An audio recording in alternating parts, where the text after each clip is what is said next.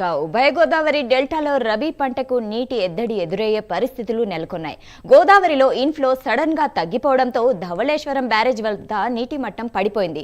రబీలో వ్యవసాయం, పరిశ్రమలు, తాగునీటి అవసరాలను 93.36 టీఎంసీల నీరు అవసరం. అయితే ధవళేశ్వరం బ్యారేజీలో గోదావరిలో ప్రస్తుతం అన్ని ఇన్ఫ్లోలు చూసుకుంటే 73.26 టీఎంసీలకు మించి ఉండే అవకాశం లేదు. అంటే 20 టీఎంసీల వరకు కొరత వచ్చే ప్రమాదం ఉంది.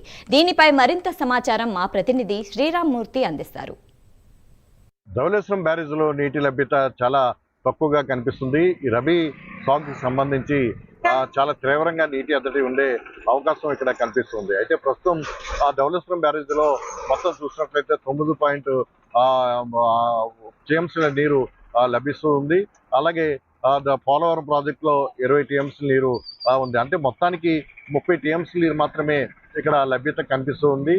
అయితే మరొక 43 టీఎంసీల నీరు చూసినట్లయితే చీలేరు, బలిమేర ప్రాజెక్టుల నుంచి మన గోదావరిలోకి రబీ సీజన్లో విడుదలయ్యే అవకాశం ఉంది. అయితే మొత్తానికి చూసినట్లయితే 93.36 టీఎంసీల నీరు లభ్యత అవసరం కాగా ప్రస్తుతం అయితే 73.26 టీఎంసీల నీరు మాత్రమే ధవళేశ్వరం బ్యారేజ్లో లభ్యమవుతున్నట్లుగా ఇరిగేషన్ అధికారులు అంచనా వేశారు. దీంతో ఉభయ గోదావరి జిల్లాలో డెల్టా ప్రాంతంలో పండించే రబీ సాగుకి సంబంధించి దాదాపుగా 8 నుంచి 9 లక్షల ఎకరాలు సాగు కానుంది. దీనికి సంబంధించి 20 టీఎంసీల నీటి కొరత అయితే ఏర్పడనుంది. అయితే ఈ కొరతను ఏ విధంగా అధిగమించాలనేది ఇప్పటి నుంచి కూడా ఇరిగేషన్ అధికారులు ఒక కసరత్తు అయితే చేస్తున్నారు. ముందుగా అయితే అతివృష్టి, అనావృష్టి అన్న పరిస్థితిలో ఇక్కడ ధవళేశ్వరం బ్యారేజ్ దగ్గర పరిస్థితి నెలకొని ఉంది. ఎందుకంటే గత 15 రోజుల క్రితం అయితే ఇంకా ఇన్ఫ్లోస్ బాగా భారీగా రావడంతో ఇక్కడ ధవళేశ్వరం బ్యారేజ్లో గేట్లన్నీ ఎత్తి కొంత ఏదైతే నిల్వ నీరు ఉందో, ఏదైతే మిగులు జలాలు ఉన్నాయో వాటిని వదిలేసిన పరిస్థితి ఉంది. అలాంటిది ఒక్కసారిగా చూసినట్లయితే ఇన్ఫ్లోస్ అన్ని పడిపోయి ఎగువ ప్రాంతం నుంచి ఎలాంటి ఇన్ఫ్లోస్ రాని పరిస్థితి ఉంది. ఈ నేపథ్యంలో నిలకడగా నీటి మట్టం ఉన్న పరిస్థితి ఉంది. అంటే ప్రస్తుతం రబీ సీజన్ మొదలైంది. రబీ సీజన్ సంబంధించి ప్రధాన డెల్టా కాలువలకి సాగునీరుని విడుదల చేశారు. దీంతో ఇప్పుడు కొన్ని చోట్ల ఆకుమడులు నడుస్తున్నాయి, కొన్ని చోట్ల ఇప్పుడు ఆకుమడులు వేస్తున్నారు. ఈ నెలాఖరు నాటికి మొత్తం రబీ వరి నాట్లు కూడా పూర్తయ్యే పరిస్థితి ఉంది. అంటే దాదాపుగా మార్చి 15 నుంచి దాదాపు ఏప్రిల్ 1వ తేదీ వరకు కూడా ఇక్కడ సాగునీరు అందించాల్సిన పరిస్థితి ఉంది. ఈ నేపథ్యంలో నీటి ఎద్దడి ఏర్పడితే ఏ విధంగా చర్యలు తీసుకోవాల్సి ఉందని కూడా ఇప్పటికే ఒక కసరత్తు అయితే చేస్తుంది. అయితే గత ఈ ఏడాది చూసినట్లయితే ఖరీఫ్ సీజన్లో అనేక భారీ వర్షాలు, అనేక తుఫాన్లు, వాయుగుండాలతోటి చాలా వరకు చాలా చోట్ల పంట నష్టం జరిగింది.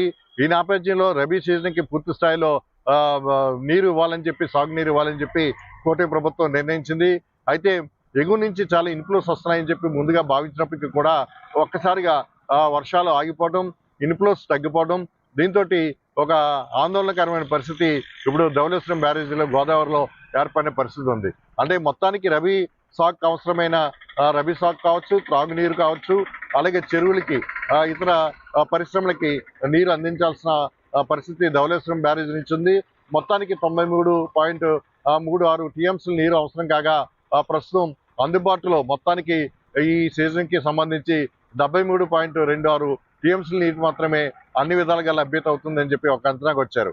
ఈ నేపథ్యంలో ఏదైతే డెల్టా ప్రాంతంలో మురుకు కాలువల నుంచి నీరు తోడి పంట పొలాలకి అందించాల్సిన అవసరం ఉంటుందని చెప్పి భావిస్తున్నారు.